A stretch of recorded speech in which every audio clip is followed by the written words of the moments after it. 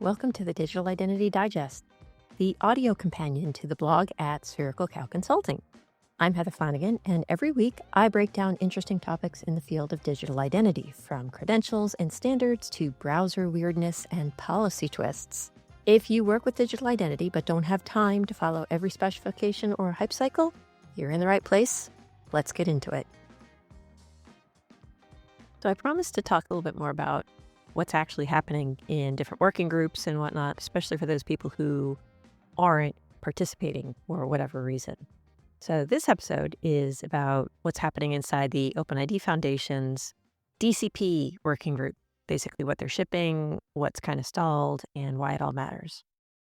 So if you spent any time around digital credentials, you've probably heard that particular acronym soup, right? There's the OpenID for VC, OpenID for VP, OpenID for VCI, HAPE, MDocs, SDJOTs, wallets everywhere, right? It's tempting to treat all of that as just this single blob labeled credential stuff and move on. But underneath that blob is a lot of careful and sometimes frustrating standards work that tells you not just what's possible, but where the ecosystem is actually willing to go. So today, I'm going to spend some time inside the OpenID Foundation's Digital Credentials Protocols Working Group, not at the level of syntax or message flows. If you're here for that, you're in the wrong place, but more at the level of what they're trying to do, where the momentum is, and maybe a little bit of some of the trade-offs that they're making. So this is part of a broader series, as I mentioned, where I've been looking at what different standards bodies are actually doing as their drafts turn into real specifications. And DCP is a good place to start because it sits very much at that intersection of web identity, wallets, regulation, and reality. Now, at a high level, the goal of the DCP Working Group is pretty straightforward. They're developing OpenID specifications to support issuer, holder, verifier flows for digital credentials. That includes issuance, presentation, and authentication across multiple credential formats. That means they don't care if you're talking about W3C verifiable credentials, IETF SDJOT-based credentials, ISO/IEC 18013-5 style MDocs. And that list should actually tell you something important. This group is not trying to crown a single digital credential format as the winner. They're trying to make sure that whatever format you're using can participate in interoperable flows on the web, which is a lot harder than it sounds. So if you actually look at the DCP charter, and links to all of this stuff is in the written blog post, one thing it doesn't really come up as much in conversations, which is a shame because it's kind of important, and that's that they're looking at pseudonymous authentication from end users to verifiers.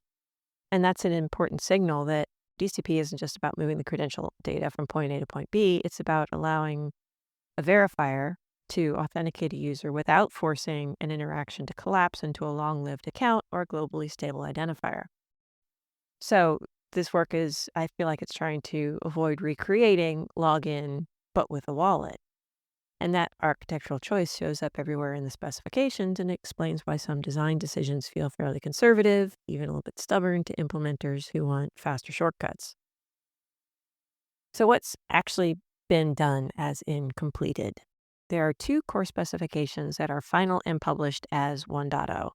OpenID for verifiable credential issuance, which is also called OpenID for VC, and OpenID for verifiable presentations, or OpenID for VP. These define the baseline issuance and presentation flows. They're stable, they're testable, and they're already being used in pilots and early deployments around the world, and that matters because it means like the conversation has shifted. We're no longer debating whether these flows should exist. We're debating how well they interoperate, how they scale, and what kind of assurance they can realistically support. Which brings us to HAPE. HAPE, I've heard it pronounced different ways. That's the High Assurance Interoperability Profile, and that's where things get pretty opinionated, I guess I'd say. Profiles exist because base specifications are intentionally flexible, but regulators and large implementers tend to not really like that flexibility, right? They want something much more tightly constrained, and HAPE defines a constrained profile of OpenID for VC that's designed to meet higher assurance requirements when used with SDJOP-based credentials or ISO MDocs. HAPE 1.0 was formally voted on and approved at the end of December in 2025. It is published, and it's expected to be referenced in upcoming updates to the EU Digital Identity Wallet Implementation Acts. And that's a pretty big deal. When profiles start showing up in regulatory text, then the standard conversation has moved from, well, this is kind of interesting, to, no, really, you need to pay attention. Another place that's been progressing as a result of this working group is conformance, specifically conformance testing. Now, conformance testing is not particularly glamorous. It does not generally generate a much buzz, but it's where a lot of standards efforts kind of fall apart. Mostly because a lot of standards organizations don't do conformance testing. OpenID, it often does. So in this case, the DCP conformance tests are actually in pretty good shape. They support the 1.0 versions of the issuance and presentation specs, as well as HAPE. The OpenID Foundation is planning to launch self-certification programs for these specifications at the end of February 2026. Now, self-certification doesn't guarantee perfect interoperability, but it does establish a shared baseline and a way to distinguish between implements the spec and implements something kind of spec adjacent. And it's a really meaningful step forward, and it does help a lot of organizations that are trying to do the right thing, but need some validation that they actually got there.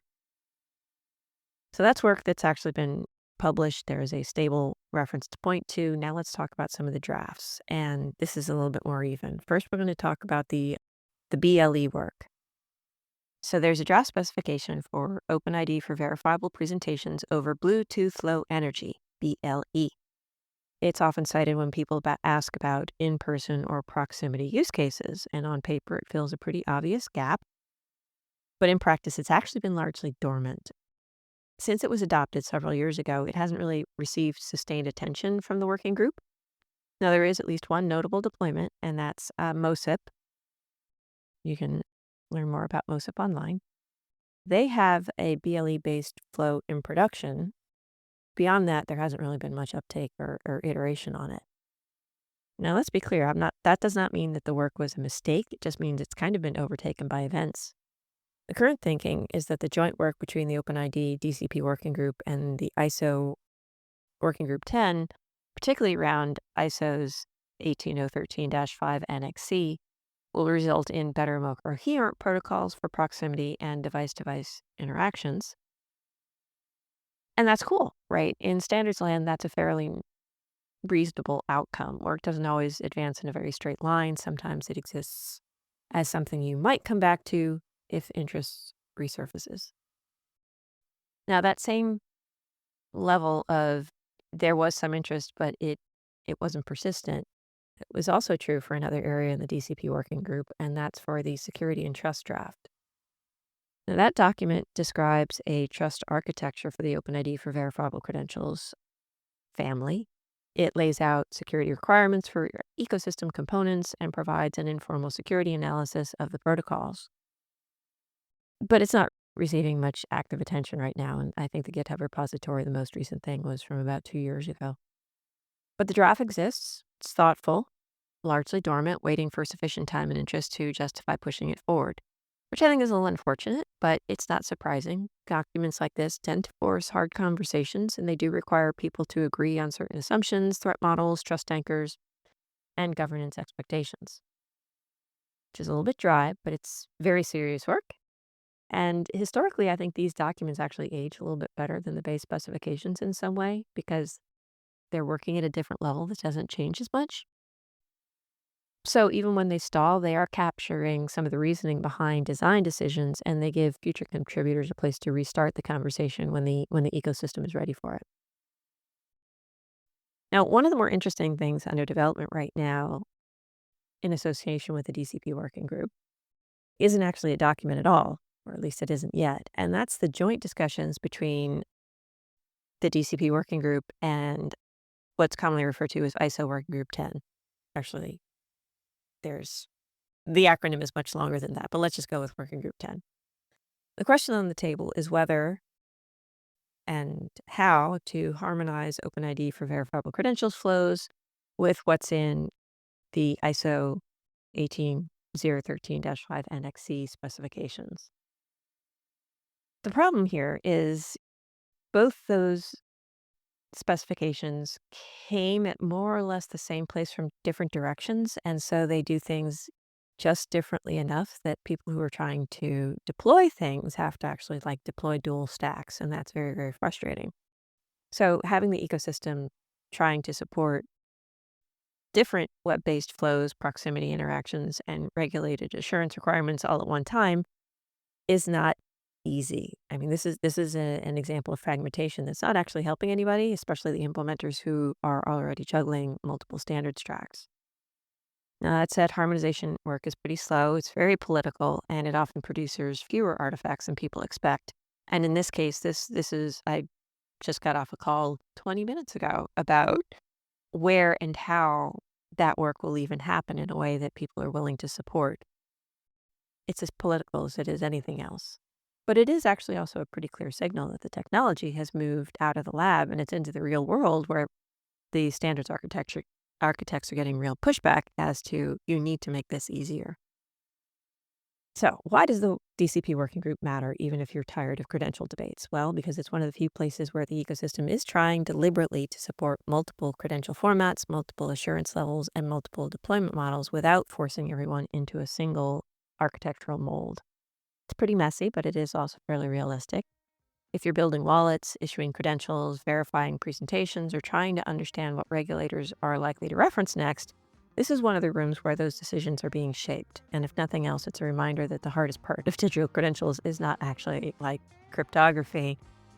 It's getting agreement on how we use it without breaking everything else. Thanks for listening. Tune in next time, and I'm looking forward to chatting with you again next week.